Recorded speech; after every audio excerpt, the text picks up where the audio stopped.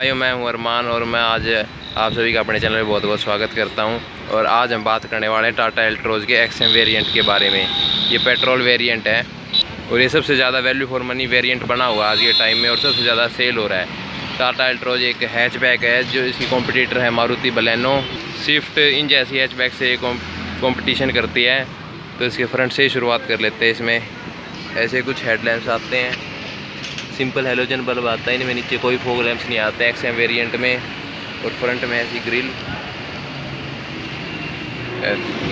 और अगर हम इसके टायर प्रोफाइल की बात करें तो ये लिख रखा है 195/55 R16 इंच के इसमें स्टील रिम आते हैं जिनमें व्हील कैप आता है कंपनी से ही। और फेंडर पे इंडिकेटर दे रखा है इसमें ORVMs पे कोई इंडिकेटर नहीं आता है। ये पियानो ब्लैक फिनिश के साथ आते हैं। और बॉडी कलर इसमें डोर हैंडल आता है। और इसकी पीछे से बात करें तो कहीं ना कहीं इसकी पिछले जो टेल लैंप है हैरियर से इंस्पायर्ड लगते हैं। हैरियर जैसे लगते हैं बिल्कुल, पीछे बड़ा स्पेस देके हर कंपनियां वैसे ही लिख रही है, नाम अल्ट्रोज लिखा हुआ बड़ा बड़ा।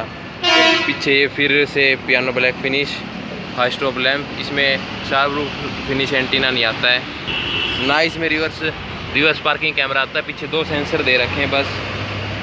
अगर बूट को आपको एक्सेस करना है तो यहाँ पे मैग्नेटिक बटन उसको दबाइए और बूट अनलॉक हो जाएगा। इसमें आपको पार्सल ट्रे मिलती है साथ में। और अगर बूट की बात करें तो 345 लीटर का इसमें आपको बूट स्पेस मिलता है। और यहीं से आप अपने स्पेयर व्हील को एक्सेस कर सकते हैं।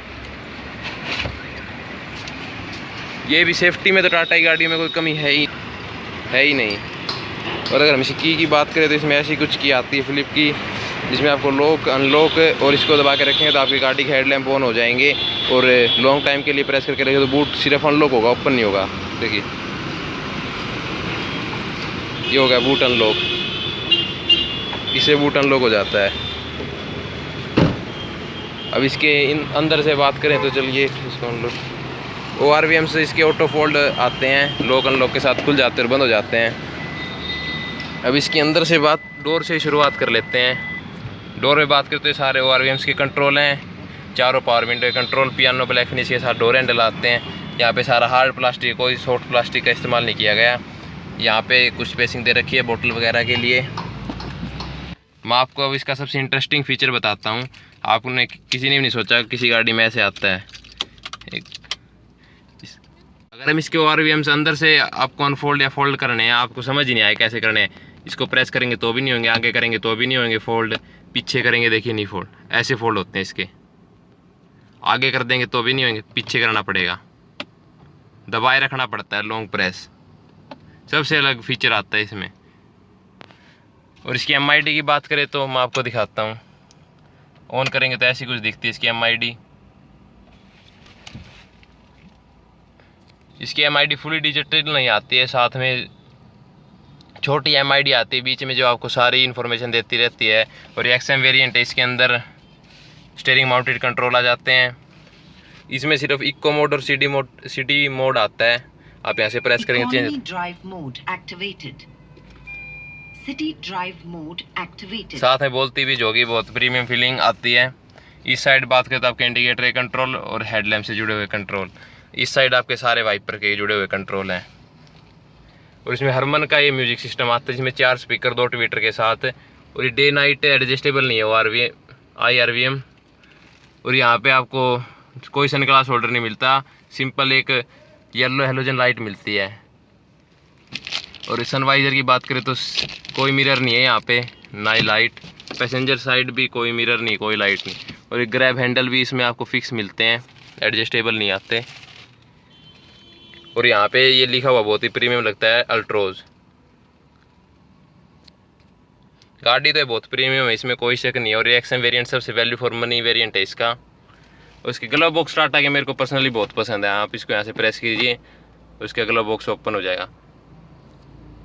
जो बोलते हैं ना ह्यूज ग्लव बॉक्स, इसमें मिलती है आपको सबसे ज़्यादा स्टोरेज।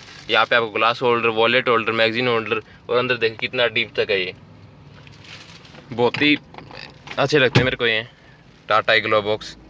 सीट की बात करें तो सिंपल फैब्रिक आता है।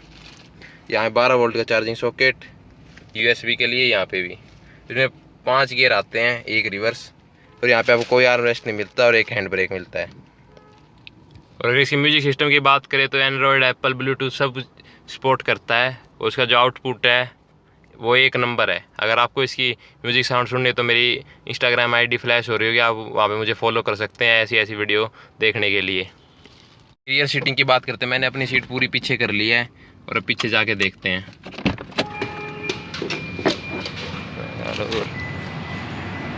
पीछे देखते हैं अब कितनी स्पेसिंग है। पीछे अब आपको ज़्यादा लेग रूम नहीं मिलता क्योंकि हैचबैक है। मेरे गोडे टच होने लगे हैं, मेरी हाइट 5'9" है और देख सकते हैं आप।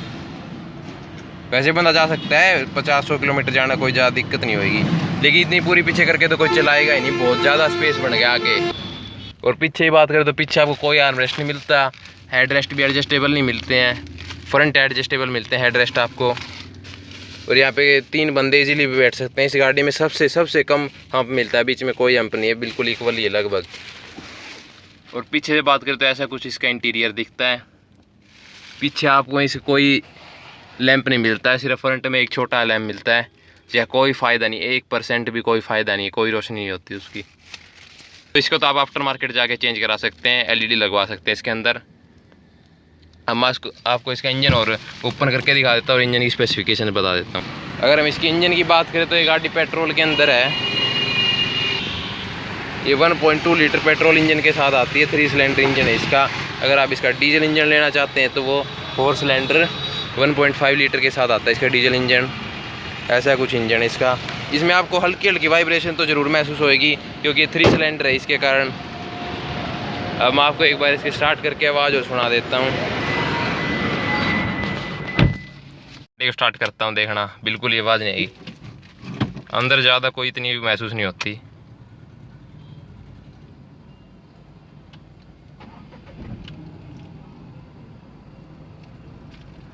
गाड़ी स्टार्ट हो चुकी है, हल्की हल्की आपको महसूस होएगी, बहुत कम है। तो वाइब्रेशन ऐसा नहीं है कि इसमें वाइब्रेशन नहीं है, थोड़ी बहुत वाइब्रेशन तो आती है, बाकी ज़्यादा साउंड नहीं, इंजन साउंड अंदर महसूस नहीं होती आपको।